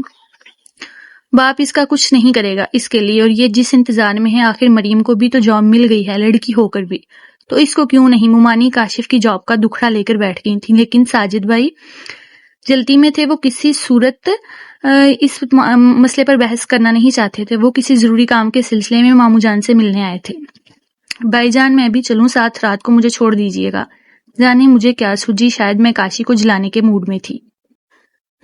چلو ٹھیک ہے، وہ کچھ سوچ کر بولے تھے۔ اصل میں راشدہ کا بھائی بھی میرے ساتھ جائے گا گاڑی میں۔ امی آپ کو برا نہ لگے مریم کے ساتھ جانا، وہ قدرے جھجک کر ممانی سے پوچھ رہا تھا۔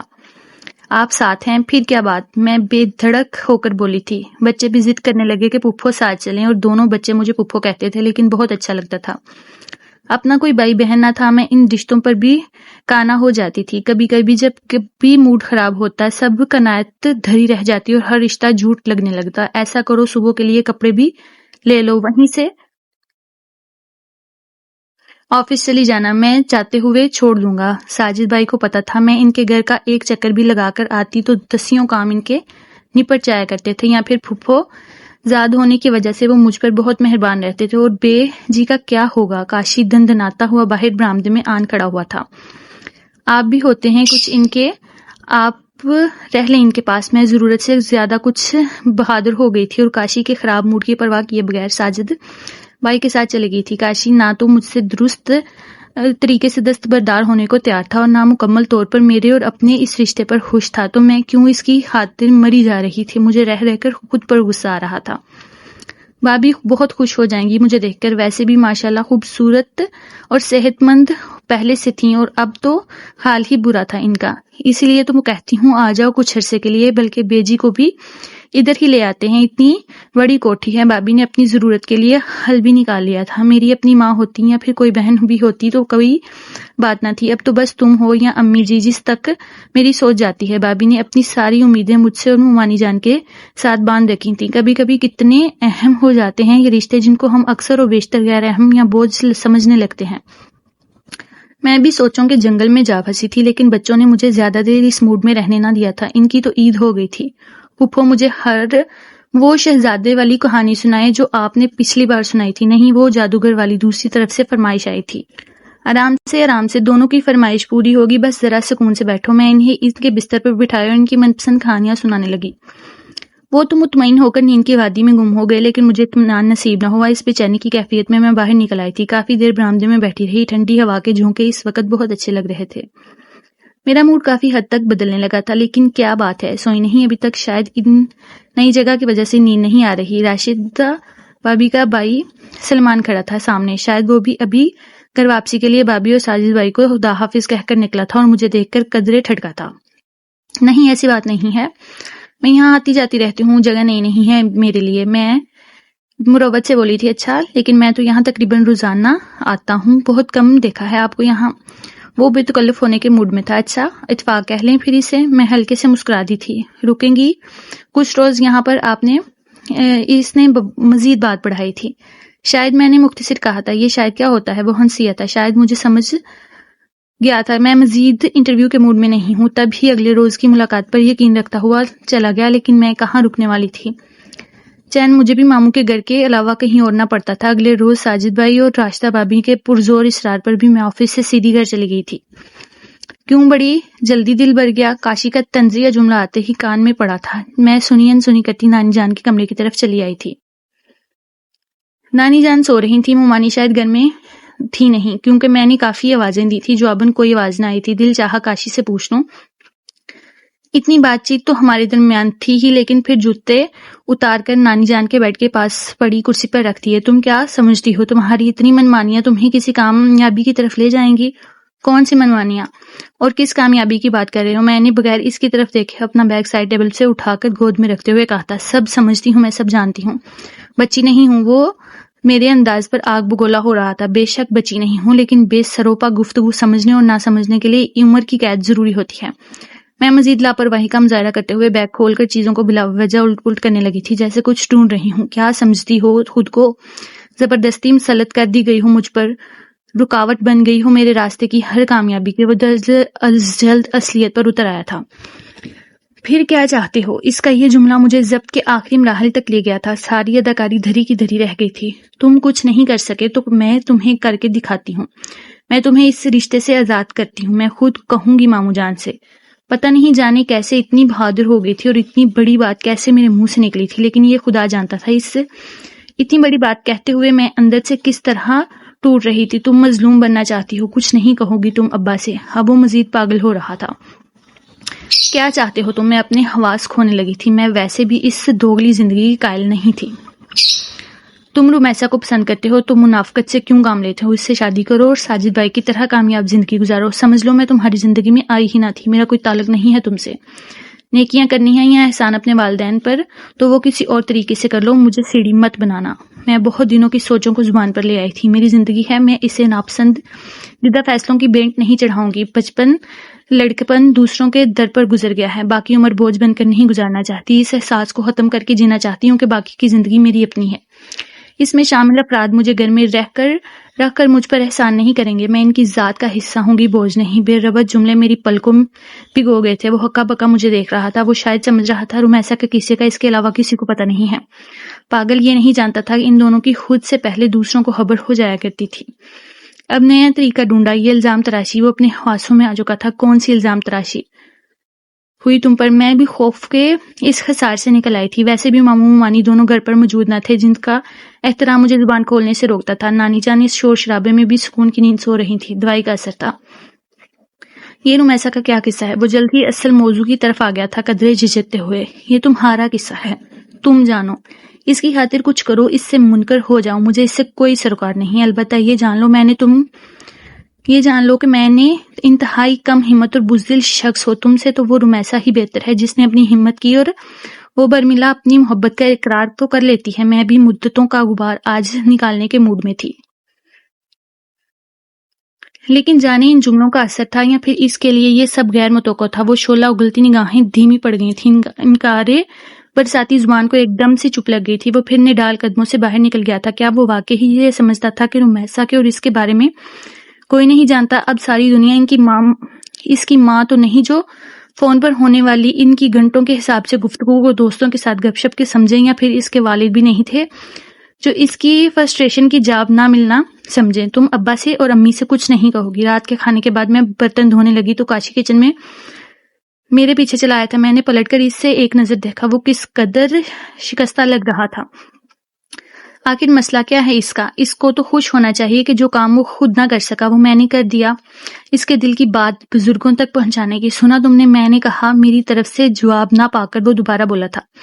ہاں سن لیا۔ میں نے پانی کی ٹوٹی کھول کر پلیٹیں دھونے لگی تھی۔ میں کاشی کے ساتھ مزید الجھنا نہیں چاہتی تھی۔ اتنا تو میں جان چکی تھی، جو اس کو سنا چکی ہوں کافی ہے، اور ابھی تک اس الجھن میں تھا کہ رمیسا اور اس کے بارے میں کیسے جان پائی ہوں۔ تم میری جاسوسی کرتی رہتی ہو۔ اگلے روز شاید بہت سوچ وچار کے بعد یہی نتیجہ حاصل کر پایا تھا۔ تم نہ تو اتنے اہم ہو اور نہ ہی میرے پاس اتنا فالتو وقت ہے۔ میں نانی جان کی دوائی دیتی بغیر اس کی طرف دیکھے بولی تھی، یہ ایکٹنگ مجھے متاثر نہیں کر سکتی۔ میرے اس انداز پر وہ ہمیشہ کی طرح برہم ہوا تھا۔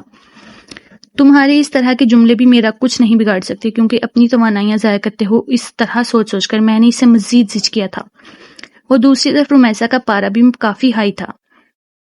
شادی ہونا ہی ہے نا، تم گھر سے باغی تو نہیں ہو جا رہی؟ کاشی اس وقت فون پر سرگوشی میں رومیسا کو قائل کر رہا تھا۔ وہ قدرے محتاط ہو گیا تھا، فون پر بات کرتے ہوئے آگے پیچھے ضرور دیکھ لیا کرتا تھا۔ تو تم بتاؤ میں کیا کروں؟ کام کاج کوئی میرے پاس ہے نہیں کہ میں اس کو جواز بنا کر کوئی مضبوط فیصلہ کر سکوں۔ وہ شاید آگے سے اس جواب پر برہم ہوئی تھی، لہٰذا اگلا جواب کاشی نے جاب کو بتایا تھا۔ اچھا میں تم سے کل ملوں گا، وہیں پارک میں۔ وہی کاشی نے آہستگی اس کو ملاقات کی جگہ بتائی تھی۔ انداز بتا رہا تھا اس طرح کی ملاقاتیں اکثر و بیشتر ہوتی رہی ہیں دونوں کے درمیان۔ میں بے ارادہ ہی دونوں کی محبت کا موازنہ اپنی ایک طرفہ محبت سے کرنے لگی تھی۔ کہنے کو تو میں اسے کھری کھری سنا چکی تھی، لیکن دل کا کیا کرتی، وہ اس فیصلے پر قطعی راضی نہ تھا۔ میرا جی چاہتا تھا کاشی مجھے بھی اس طرح محنت برے لہجے میں منائے، سچے جھوٹے بہانے بنائے، گھنٹوں مجھ سے باتیں کرے جس طرح وہ رومیسا سے کرتا ہے، بے شک فون پر ہی صحیح۔ میری چھوٹی چھوٹی باتوں کو محسوس کرے، میری اداسیوں محرومیوں کو بغیر میرے کہے اپنے دل میں اتار لے۔ کتنی ہی چھوٹی چھوٹی خواہشیں تھیں جو بارہا بڑی سرکشی سے سر اٹھاتی اور آپ ہی بے موت مر جاتی تھی۔ میں خواہشات کی ان سنگ میں بری طرح پھنسی ہوئی تھی، سوائے خود کو سرزنش کرنے کے کچھ نہ کر پاتی تھی۔ کیا وہ جانتا ہے میرے اندر کی بے چینیوں کو؟ کیا وہ میرے کسی جذبے کو محسوس کرتا ہے؟ عجیب سا سوال تھا۔ اگر وہ محسوس کرتا یا کوئی نرم گوشہ رکھتا میرے بارے میں، تو کیا رومیسا کی محبت میں گرفتار ہوتا؟ میں اپنی بے وقوفیوں پر ہنستی تھی۔ مریم راشدہ بابی کی اچانک آمد نے میری توجہ ان کی طرف دلائی تھی۔ کہاں کھوئی تھی ہماری گڑیا؟ راشدہ بابی نے ہمیشہ کی طرح میرے ماتھے پر بوسہ دیا تھا۔ ان کا یہ انداز مجھے بہت اچھا لگتا تھا، ڈھیر سارا پیار آنکھوں میں سموئے۔ جب وہ مجھے گڑیا کہتی تو میری بہت سی محرومیوں پر یوں لگتا تھا کہ کسی نے پیار کا ہاتھ پھیر دیا ہے، انہیں سلا دیا ہے۔ آپ کا بھائی، میں زبردستی مسکرائی تھی جب تم بہت دور کہیں پہنچی ہوئی تھی۔ وہ ہنستی تھی۔ ساجد بھائی اور بچے بھی آئے ہیں کیا؟ میں اپنی جگہ سے اٹھتی ہوئی، نہیں سلمان کے ساتھ آئی ہوں، مجھے کچھ شاپنگ کرنا تھی، سوچا تمہیں ساتھ لے لوں۔ راشدہ بابی نے اپنے آنے کی وجہ بتائی تھی۔ اچھا چلے میں ممانی جی کو بتا دوں۔ میں موڑنا ہوتے ہوئے بھی راشدہ بابی کی خاطر تیار ہو جانے کے لیے اٹھی تھی۔ ان کو میں بتا چکی ہوں، بلکہ اجازت بھی لے آئی ہوں، تم تیار ہو جاؤ۔ بابی نے یہ مرحلہ بھی خود ہی طے کر لیا تھا۔ میں آئی تو بابی کے ساتھ تھی، لیکن لگ رہا تھا کہ بابی کا مقصد کچھ اور تھا، مجھے یوں ساتھ لانے کا۔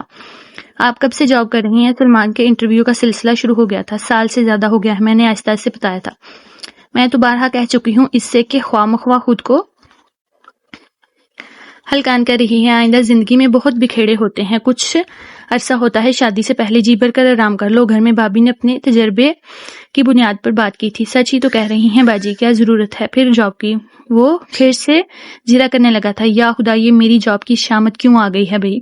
میں بلا وجہ ہی ہنستی تھی۔ شاپنگ کا بس بہانہ تھا۔ بابی نے آنے والے ننھے مہمان کے لیے تھوڑی بہت چیزیں لیں اور پھر واپسی پر بابی یہ کہہ کر مجھے ساتھ ہی گھر لے آئیں کہ شاید شام کو ساجد بھائی چھوڑ دیں گے۔ اس تمام وقت میں سلیمان بھی بابی کے ہاں سے ہاں ملاتا رہا تھا۔ اس کی بے وجہ بے تکلفی مجھے اچھی نہ لگ رہی تھی۔ ایسا نہیں تھا کہ وہ کسی قسم کا چھچھورا بن کر بات کر رہا تھا، بس اسے کسی بھی طرح کی امید دلانا چاہتی نہیں تھی میں، کیونکہ ان آنکھوں کے بدلتے رنگ میں دیکھ رہی تھی۔ اوپر سے بابی کی مہربانیاں بھی عام دنوں سے کچھ زیادہ ہی تھی، بلکہ دبے لفظوں میں وہ کئی بار کاشف کی بے روزگاری اور سلمان کی کاروبار کی موضوع بنا چکی تھی کہ میرے سامنے شام کو ساجد بھائی مجھے چھوڑنے آئے تھے۔ بے جی کی طبیعت زیادہ خراب ہو گئی تھی، اوپر سے دوائی بھی نہیں لے رہی تھی۔ ممانی جان نے مجھے بتایا تو میں پریشان ہوئی تھی اور جلدی سے نانی جان کے کمرے میں جا پہنچی تھی۔ بیٹے آج تمہیں نہیں جانا چاہیے تھا، کہیں بھی دیکھو تو کیا حال ہو گیا ہے بیجی کا، مامو جان نے دبے لفظوں میں گلا کیا تھا، لیکن صبح تو یہ بالکل ٹھیک تھی۔ میں بے طرح گھبرا گئی تھی۔ کمزور سی نانی جان کے چہرے کی پھیلی زردیوں کو دیکھ کر بخار ہو گیا تھا۔ اب ٹھیک ہے، گھبرانے کی بات نہیں ہے۔ مامو جان مجھے یوں پریشان دیکھ کر تسلی دینے لگے تھے۔ میں نے ہی اجازت دی تھی کہ وہ آئے۔ راشدہ کے ساتھ ممانی جان بھی میری مدد کو آ پہنچی تھی۔ اذان کی آواز پر مامو جان مسجد چل دیے تھے اور ممانی جان وضو کرنے باتھ روم میں گھس گئی تھی۔ کیسی رہی ملاقات؟ موقع ملتے ہی کاشی نے پہلا سوال کیا تھا۔ کیسی ملاقات؟ میں حیران نظروں سے اس کی طرف مڑی تھی۔ بھئی سلمان صاحب بڑے بزنس مین ہیں، گاڑی لے کر آئے تھے تمہیں گھمانے کے لیے، پورا دن وہ ادھر ہی رہے، بلکہ تمہیں بھی روک کے رکھا۔ وہ ایک ایک لفظ چبا کر بولا تھا۔ اچھا، اوچھے ہتھ کنڈے پر اترا ہوا ہے اب۔ میں اس نئے الزام پر بمشکل خود کو کنٹرول کر پا رہی تھی۔ تو کیا یہ جھوٹ ہے وہ سارا دن ساجد بھائی کے گھر نہیں رہا، یا پھر وہ اپنی گاڑی لے کر نہیں آیا تھا تمہیں لینے؟ وہ بول تو آہستہ رہا تھا، لیکن غصے سے اس کا برا حال تھا۔ تمہاری جو مرضی سوچو، رائے قائم کرو، تمہارے آگے میں جواب دہ نہیں ہوں۔ میں ممانی جان سے اجازت لے کر گئی تھی۔ جو کچھ پوچھنا ہے ان سے پوچھو جا کر۔ حقیقت بھی یہ تھی کہ میں سوال جواب کے چکر میں خود کو مزید ہلکان کرنا نہیں چاہتی تھی۔ ایک تو نانی جان کی اچانک طبیعت کی خرابی نے مجھے پریشان کر ڈالا تھا، دوسرے دونوں مسلسل سوچوں نے میرا دماغ خراب کیا ہوا تھا، اور اب یہ الزام تراشی پر اتر آیا تھا۔ میں نے سارا دھیان اپنی جاب، نانی جان اور گھر کے کاموں میں لگا رکھا تھا۔ اس مسلسل مصروفیات سے میرا ذہن قدرے پرسکون ہونے لگا تھا۔ اسی مصروفیات میں میرے کاشی سے بات بہت کم ہوتی تھی۔ ان دنوں ویسے بھی قدرے خاموش سا رہنے لگا تھا، لیکن لگتا ہے رمیسا کی طرف سے اچھی خاصی ڈانٹ پڑی ہے جناب کو۔ میں بے آواز ہنسی تھی اس بارے میں سوچ کر۔ پھر انہی دنوں سننے میں آیا کہ ساجد بھائی نے دوڑ دھوپ کر کے ایک بہت اچھی جاب ڈھونڈ لی ہے کاشی کے لیے، جسے اس نے بہت پس و پیش کے ساتھ قبول کر لیا تھا۔ اچھا چلو ٹھیک ہے۔ بدمزہ جی میں کچھ کمی آئے گی اس کی۔ ماموں جان جو خاص سے خوش تھے کاشی کے جاب لگنے پر، مذاق سے بولے تھے، مزید بڑھ بھی سکتی ہیں، بیکار تھے تو آسمان پر دماغ رہتا تھا، کام کرنا پڑا تو جانے کیا کچھ کر ڈالیں گے۔ میں سوچ میں پڑ گئی تھی۔ انہی دنوں ایک روز آفس میں رمیسا میرے پاس چلی آئی تھی۔ دیکھا تو ایک آدھ بار میں نے اسے دور سے تھا، اور ابھی بھی پہچاننے میں مجھے ایک سیکنڈ بھی نہ لگا تھا، لیکن اس کے اس انداز بتا رہے تھے کہ وہ مجھے پہلی بار دیکھ رہی ہے۔ آپ مریم ہیں؟ وہ حیران نظروں سے میری طرف دیکھتی رہی۔ ہاں، اور تم رمیسا ہو؟ میں بے تکلفی سے ہاتھ آگے بڑھا کر مسکرائی تھی۔ بہت شوق تھا مجھے آپ سے ملنے کا۔ لہجہ اس کے الفاظ کا ساتھ نہ دے رہا تھا۔ لیکن آپ مجھے کیسے جانتی ہیں؟ وہ قدرے گڑبڑائی یہ پوچھتے ہوئے۔ ایک دو بار تمہیں دیکھا تھا کاشی کے ساتھ، بازار میں اور پھر پارک میں نے مختصر بتایا۔ اچھا بتاؤ کیا لوگی؟ چائے یا ٹھنڈا منگواؤں کچھ؟ میں نے چپڑاسی کو بلانے کے لیے بیل پر ہاتھ رکھتے ہوئے پوچھا تھا۔ کچھ نہیں، بس تھوڑا سا وقت لوں گی آپ کا، وہ انتہائی تکلف سے کام لیتے ہوئے بولی تھی۔ ہاں ضرور، ویسے بھی بریک ہونے والی ہے۔ میں مسکرا کر بولی تھی۔ آپ میرے بارے میں کیا جانتی ہیں؟ وہ لگتا تھا کافی سوچ بچار کے بعد بول رہی تھی، اور میں کچھ نہ سمجھتے ہوئے اس کی طرف دیکھنے لگی تھی۔ میرا مطلب ہے آپ کو میرے بارے میں کیسے پتا چلا کہ میں رمیسا ہوں؟ وہ اب بھی اصل مطلب کی طرف نہ آ پا رہی تھی۔ کاشی تمہارا بہت ذکر کرتا ہے، تم سے فون پر بات وغیرہ بھی کرتا رہتا ہے، تو اس سے پتا چلا کہ رمیسا نام کی وہ لڑکی جس کو وہ پیار کرتا ہے وہ تم سے ہو۔ میں نے کمال سب سے اپنے کسی بھی جذبے کو چہرے پر آنے سے روکا تھا۔ تو آپ کو اس پر کوئی اعتراض نہیں؟ آپ کے وہ حیران ہوئی تھی۔ کس بات کا اعتراض بھائی؟ انسان آزاد ہے، جس سے چاہے پیار کرے، جس سے چاہے نہ پیار کرے۔ کسی دوسرے کو اس میں اعتراض کا کیا حق بنتا ہے؟ میں نے اس کی حیرانی دور کرنے کی کوشش کی تھی۔ میں تو ڈر رہی تھی کہ بات کیسے کروں گی، لیکن آپ کی باتوں سے مجھے حوصلہ ہوا ہے۔ بات دراصل یہ ہے کہ کاشف کے رویے نے مجھے بہت پریشان کر رکھا ہے، نہ وہ مجھے آر لگا رہا ہے نہ پار۔ اس کے اس جملے پر میں دل میں ہنستی تھی۔ یہی حال میرا بھی تھا۔ ممی پاپا کو بہت جلدی ہے میری شادی کی۔ وہ میری شادی سے فارغ ہو کر بھائی کے پاس امریکہ جانا چاہتے ہیں۔ پرپوزل بھی بہت ہیں، لیکن وہ میری پسند کو ترجیح دے رہے ہیں۔ لیکن کاشف کا رویہ میری سمجھ سے باہر ہے۔ کبھی وہ اپنی جاب کو جواز بنا دیتا ہے، کبھی اپنے آپ کو، اور کبھی آپ کو۔ اب جب کہ جاب بھی اس کو مل گئی ہے، اور اب آپ جیسی خوش شکل لڑکی کے لیے بھی رشتوں کی کوئی کمی نہیں ہوگی، پھر وہ دیر کیوں کر رہا ہے؟ رمیسا انتہائی اپسٹ لگ رہی تھی۔ تو تم کھل کر اس سے بات کرو، میں نے بظاہر بہت خلوص سے اسے مشورہ دیا تھا۔ میں اس کو سمجھ ہی نہیں پا رہی ہوں۔ مجھے لگتا ہے وہ بہانے بازی کرتا ہے۔ دوسری طرف جب میں کسی دوسرے پرپوزل کے بارے میں بتاتی ہوں تو اسے یہ ممی پاپا فلاں شخص کے بارے میں سنجیدہ ہیں، تو یہ بھی گوارا نہیں ہوتا اسے۔ وہ حقیقتاً پریشان تھی، لیکن اتنے سنجیدہ مسائل کے لیے اتنا غیر سنجیدہ رویہ مناسب نہیں۔ میں نے کاشی کو ہی غلط قرار دیا تھا۔ آپ کو کیا لگتا ہے کاشی کا یہ رویہ کیوں ہے، یا پھر کہ وہ کیا چاہتا ہے؟ وہ عجیب سا سوال مجھ سے کر رہی تھی جو میں بارہا خود سے کر چکی تھی۔ میں کیا بتاؤں، یہ تو تم اس سے ہی پوچھو۔ میں قدرے گڑبڑائی تھی۔ پہلے میں کاشف کے ان ہیلے بہانوں کو سمجھنے سے قاصر تھی، لیکن اب پتہ نہیں کیوں ایک عجیب سا خیال آ رہا ہے، بلکہ یقیناً کہیں وہ آہستگی سے کھوئے ہوئے انداز میں بولی تھی۔ وہ کیا؟ میں متجسس ہوئی تھی۔ بس کیا کہوں؟ اچھا میں چلتی ہوں، میں کاشی سے خود بات کروں گی۔ وہ کچھ کہتے کہتے رک گئی تھی اور پھر جانے کے لیے اٹھ کھڑی ہوئی۔ میں دور تک اسے جاتے ہوئے دیکھتی رہی۔ کتنی خوش قسمت ہو رمیسا تم، کاشی تمہیں چاہتا ہے، تمہارے بارے میں سوچتا ہے، لیکن تم پھر بھی اداس ہو، بلکہ مجھ سے بھی زیادہ الجھی ہوئی لگتی ہو۔ یہ سب اس کاشی کے بچے کا قصور ہے۔ وہ خود پسند اور ظالم شخص ہے، اذیت دینے کے علاوہ اسے آتا ہی کیا ہے۔ منفی سوچیں مجھے اپنے حصار میں لینے لگی تھی، لیکن میرا موڈ گھر واپسی پر بھی مجھ پر طاری رہا تھا۔ دل چاہ رہا تھا سیدھی جاؤں اس کاشی کے بچے کے پاس اور اگلے پچھلے سارے حساب صاف کر دوں اپنے اور رمیسا کے۔ آخر وہ چاہتا کیا ہے؟ رمیسا کی طرف سے کوئی رکاوٹ نہ تھی، اور دیکھا جائے تو رکاوٹ زیادہ اسے بہانے بھی پیش نہ آ سکتی تھی، کیونکہ میں موجود تھی کاشی کی وکالت کو۔ اور ماموں کیا کر لیتے؟ زیادہ سے زیادہ ناراض ہو جاتے یا پھر آگ کر دیتے، اور اگر آگ کر بھی دیتے تو محبت پانے کے لیے انسان کو بہت سی قربانیاں دینی پڑتی ہیں۔ لوگ تو اپنی جان تک قربان کر دیتے ہیں، اور اس سے اتنا بھی نہیں ہو سکتا تھا۔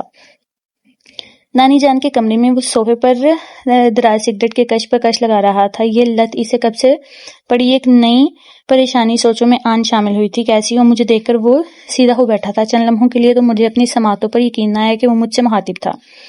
بے دہانی میں میں نے اپنے آگے پیچھے دیکھا کہ کمرے میں کوئی اور موجود نہیں ہے جس سے وہ مخاطب ہے، لیکن مجھ سے ہی پوچھ رہا تھا۔ لیکن کیوں؟ میں اس کی اس مہربانی پر اور بھی الجھ گئی تھی۔ آج کچھ دیر نہیں ہو گئی، ورنہ 3 بجے کر 10 منٹ پر تم گھر ہوتی ہو، آج 10 منٹ لیٹ ہو گئی ہو۔ وہ گھڑی دیکھ رہا تھا۔ میں جو اگلے پچھلے حساب صاف کرنے آئی تھی جا کی طرح بیٹھ گئی تھی۔ اس کے لہجے میں ہمہ وقت موجود رہنے والا تنتنا موجود نہ تھا پا کر مجھے اس کی دماغی حالت پر شبہ ہونے لگا تھا۔ بے اختیار میری نظریں اس کی جانب اٹھی تھیں۔ ایک سوگوار کی سی کیفیت طاری تھی اس پر، دکھ کے سائے بھی موجود تھے اس کی آنکھوں میں، کرب کی شدت بھی موجود تھی اس کے چہرے پر، اور لہجہ بھی ٹوٹا ٹوٹا سے لگتا تھا۔ ایسا کب سے ہے؟ میں نے تو مدتیں ہوئی اس کی طرف دیکھنا ہی چھوڑ دیا تھا۔ سوچنا اور محسوس کرنا میرا کام تھا بس، لیکن یہ کیوں اداس ہے؟ یہ کیوں پریشان ہے؟ اس کا کام تو پریشان کرنا ہے، اور یہ کرتا رہتا ہے۔ سچ کہا ہے کسی نے، دوسروں کو دکھی کرنے والے خود بھی دکھی ہوا کرتے ہیں۔ کچھ دیر پہلے کی مریم پھر سے سر اٹھانے لگی تھی۔ رمیسا کا معصوم چہرہ میری نظروں کے سامنے گھوم گیا تھا۔ کس قدر پریشان تھی وہ، اور اس کاشی کے بچے کے لیے میں خود کیا کم تڑپی ہوں اس کے لیے۔ میری سوچوں کا حصار بھی میرے اپنے گرد تنگ پڑنے لگا تھا۔ لیکن کیا بات ہے؟ کچھ پریشان لگ رہے ہو؟ ایک مدت بعد وہ میری ذات کے حوالے سے مجھ سے کچھ پوچھ رہا تھا۔ ہاں نہیں تو میں ایک تو اس کے لہجے کی نرمیوں کو بھول چکی تھی، دوسرا مسلسل ان حالات کی موجودگی میں اس سے اچھی امید وابستہ کیے ہوئے نہ تھی۔ تبھی تو اس کے مخاطب کرنے پر میں کچھ بول ہی نہ سکی تھی۔ مریم کچھ بولو، کچھ کہو۔ وہ پھر مجھ سے مخاطب ہوا تھا۔ لگتا ہے تمہاری طبیعت ٹھیک نہیں ہے۔ میں نے بے تاثر چہرہ لیے اس کی طرف دیکھا تھا، بہت سارے گلے شکوے آنکھوں میں لیے وہ میری طرف دیکھ رہا تھا۔ لگتا ہے یہ کسی فیصلے تک پہنچ گیا ہے۔ بالآخر میں یہی نتیجہ اخذ کر پائی تھی اس کے حلیے اور رویے سے۔ میں نے تمہیں بہت تنگ کیا ہے نا، بہت ستایا ہے۔ وہ اپنی جگہ سے اٹھ کر میری طرف آیا تھا۔ ایسا تم کیوں محسوس کیا ہے؟ جبکہ ایسی کوئی بات نہیں ہے۔ میں نے نظریں اس کی طرف سے ہٹا لی تھی۔ مریم میں بہت تھک گیا ہوں خود سے لڑتے لڑتے۔ وہ شاید بہت کچھ کہنا چاہ رہا تھا۔ یہی حال رمیسا کا بھی ہے، وہ بھی تھک گئی ہے تمہارے ساتھ بھاگتے بھاگتے۔ میں دبے لفظوں میں رمیسا کا قصہ بھی چھیڑ ڈالا تھا۔ وہ آئی تھی میرے پاس، بہت پریشان تھی، اور پریشان ہونے والی بات بھی ہے۔ اگر تم اس کے ممی پاپا سے بات کیوں نہیں کر لیتے اس کے سلسلے میں؟ میں نے انتہائی ضبط سے کام لیتے ہوئے کہا تھا۔ کب آئی تھی وہ تمہارے پاس؟ میں نے دیکھا اس کے بارے میں پوچھتے ہوئے ایک سایہ سا لہرایا تھا اس کے سرخ و سفید چہرے پر۔ وہ آج آئی تھی میرے پاس۔ میں نے نظریں ہٹا لیں۔ کاشی حقیقت بھی یہی ہے کہ اب بھی وقت تم دونوں کے ہاتھ میں ہے۔ ان لوگوں سے بات کر لو، یہاں کا معاملہ میرا وعدہ ہے تم سے میں کلیئر کر لوں گی۔ میں نے اپنی طرف سے اس کی ہمت بڑھائی تھی۔ کیا بات کرو گی اور کیسی بات کر لوں؟ وہ پھر سے اکڑنے لگا تھا۔ یکدم ہی لہجہ آپ ہی بدل گیا تھا۔ یہی کہ رمیسا کو چاہتے ہو اور اس سے شادی کرنا چاہتے ہو۔ میں نے جملہ مکمل کر کے اس کی مشکل آسان کرنا چاہی تھی۔ تم نے کیا سرائیاں کب سے لگانا شروع کر دیں، پھر آپ فیصلہ بھی کرنے لگی۔ وہ حسب عادت پھر مجھ پہ ہی موضوع الزام ٹھہرانے لگا تھا۔ سنو کاشی، مجھے نہیں لگتا وہ مزید کسی بہانے بازی میں آئے گی۔ نقصان اس کا تو ہوگا ہی، تم بھی ساری زندگی پچھتاؤ گے۔ میں نے خلوص دل سے اسے سمجھانے کی کوشش کی تھی، بغیر اس کے بدلے رویے کی پرواہ کیے۔ تم اپنا خلوص اپنے پاس رکھو، مجھے پتا ہے مجھے کیا کرنا ہے۔ وہ دھندناتا ہوا کمرے سے باہر نکل گیا تھا۔ اس کا پرابلم کیا ہے؟ میں گھٹنوں میں سر دیے وہیں بیٹھ گئی تھی۔ یہ کیا چاہتا ہے آخر؟ اسی رات ممانی میرے پاس آئی تھی۔ میں نانی جان کے کمرے میں ہی سوتی تھی۔ ویسے ہی میرے استعمال کی چیزیں، کپڑے وغیرہ سارا کچھ وہاں میرے نانی جان کے کمرے میں ہی تھے۔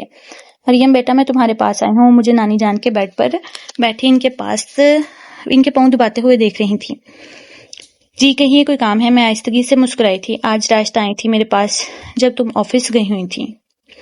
وہ بڑی رازداری سے گویا ہوئی تھیں۔ جی، پھر میں پوری توجہ سے ان کی بات سننے لگی۔ میں نے ابھی ان کا تذکرہ تمہارے ماموں سے نہیں کیا اور سوچا پہلے تم سے صلاح لے لوں۔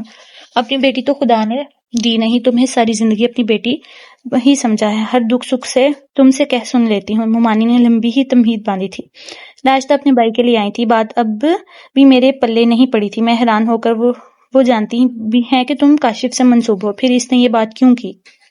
ممانی الجھی تھی۔ آپ نے پوچھنا تھا نا ان سے، میں سمجھ نہیں گئی تھی۔ ساتھ ہی یہ خیال بھی دماغ میں آیا کہ کہیں ممانی میرے بارے میں مشکوک نہ ہو کہ میری کسی شہ پر ان لوگوں نے یہ قدم اٹھایا ہے۔ یہ تو میں نے کہا اس کے کہ بہو تم جانتی ہو مریم کاشف سے منسوب ہے۔ بچپن سے آگے سے بولی کہ کاشی تو کسی اور لڑکی کو پسند کرتا ہے۔ دیکھو تو میرے بیٹے کو بدنام کرنے کی سازش کر رہی ہے۔ چاہتے ہوئے بھی بہو کبھی بیٹی نہیں بن سکتی۔ دیکھا کیسا الزام لگایا ہے میرے معصوم بچے پر۔ ممانی کی خفقی قابل دید تھی اور میں دل ہی دل میں ہنستی، واقعی ممانی بہت معصوم ہے آپ کا بچہ، آپ نے کاشی سے پوچھنا تھا، اس سلسلے میں مجھے پر وقت حل سوچا تھا۔ ہاں کی تھی بات میں نے کاشی سے، ممانی بڑی رازداری سے مجھے بتانے لگی، پھر میں نے لمحے بھر کے لیے ساکت ہوئی تھی۔ وہ تو پاگل ہو رہا تھا غصے سے، ان کی جرأت کیسے ہوئی مریم کا رشتہ مانگنے کی، بلکہ اسی وقت وہ راستہ کی طرف جا رہا تھا، وہ تو میں نے بڑی مشکل سے روکا اسے۔ خواہ مخواہ کوئی نہ چاکی ہو جاتی، ممانی اپنی روح میں تفصیل بتانے لگی۔ یہ احساس کتنا خوش کن اور اطمینان بخش تھا میرے لیے کہ وہ اس بات پر بگڑ جاتا کہ کوئی اور میرے حوالے سے بات بھی کرتا۔ رومیسا کے بتائے ہوئے رشتے کے بارے میں سن کر بھی وہ یوں ہی بڑک اٹھا تھا، گویا آج رویے کی تبدیلی کے پیچھے یہ واقعہ تھا۔ میں شانت سی ہو کر نانی جان کی سمت بڑھی تھی۔ ایک گتھی تو سلجھی کہ آج کی اس مہربانیاں اس کے دماغ کی خرابی نہ تھی۔ اگلے روز صبح ہی فون کی گھنٹی بجی، فون کے قریب کسی کو نہ پا کر میں نے ریسیور اٹھا لیا۔ دوسری طرف رومیسا تھی۔ کاشی تو ابھی اٹھا نہیں، میں اسے جگاتی ہوں، میں نے اسے اس کے کچھ کہنے سے پہلے ہی کہہ دیا تھا، لیکن مجھے بات آپ سے کرنی ہے مریم۔ اداسیوں میں ڈوبا اس کا لہجہ مجھے بھی اداس کر گیا تھا۔ مریم کاشی کو بتا دینا، آج پاپا کے دوست کے بیٹے کے ساتھ میری بات پکی ہو جائے گی، چند دنوں بعد منگنی، اور اسی ماہ کے آخر میں شاید شادی بھی ہو جائے۔ اس کی سسکیوں میں مجھے بتا رہی تھی، نہیں رومیسا پلیز ایسا مت کرنا۔ کاشی کا اداس چہرہ میری آنکھوں کے سامنے آ گیا تھا۔ ایسا میں نہیں کر رہی، میرے ماں باپ کر رہے ہیں اور کاشی کی وجہ سے ہو رہا ہے یہ سب۔ اگر وہ چاہتا تو میں آج یہاں کے بجائے اس کے ساتھ منسوب ہو رہی ہوتی۔ سچ تو یہ ہے مریم، اس نے کبھی مجھے میری طرح چاہا ہی نہیں، میں بیوقوف تھی جو اس کی پسندیدگی کو محبت سمجھ بیٹھی۔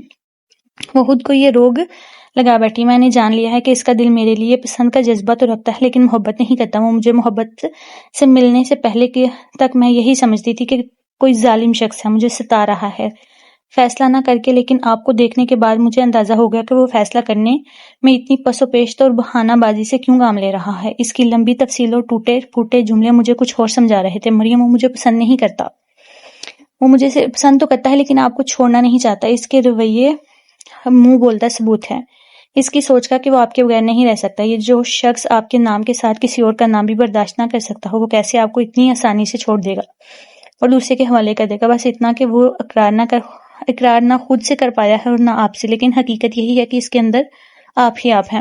میں تو بس ایک ہوا کا جھونکا تھی جو آئی اور گزر گئی اس کی زندگی میں۔ آپ بہت خوش قسمت ہیں مریم، بہت خوش قسمت۔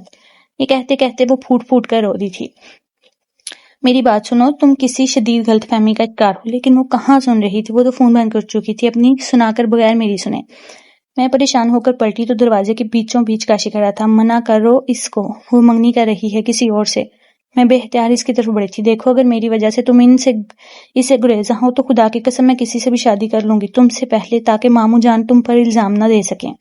میں بے حد جذباتی ہو رہی تھی۔ وہ خاموش تماشائی بننا سن رہا تھا۔ تم بہت ظالم ہو، کیا چاہتے ہو؟ اس معصوم لڑکی کو ستا کر کیا ملے گا تمہیں؟ کیا بددعائیں لیتے ہو؟ وہ بہت محبت کرتی ہے تم سے اور تم بھی اس سے چاہتے ہو۔ تم یہ سب کیسے بھول سکو گے؟ اس سب کے سارے دنوں کی ہزار باتیں جو تم دونوں کے درمیان ہوئی، وہ خوبصورت خواب جو اس نے تمہارے اور تم نے اس کے حوالے سے دیکھے، مستقبل کے حسین پلان جو اس نے یا تم نے بنائے ہوں گے اپنے دماغ میں، وہ سب کیا ختم ہو جائیں گی؟ کچھ کرو، روکو جا کر اسے۔ میں بے اختیار رو دی تھی اسے قائل کرتے ہوئے۔ ایسا ہونا تھا، اس نے بڑے تحمل سے ٹھہرے ہوئے انداز میں کہا تھا۔ کیا ہونا تھا؟ میں اس کے اس انداز پر تڑپ اٹھی تھی۔ تم رہ لو گی اس کے بغیر؟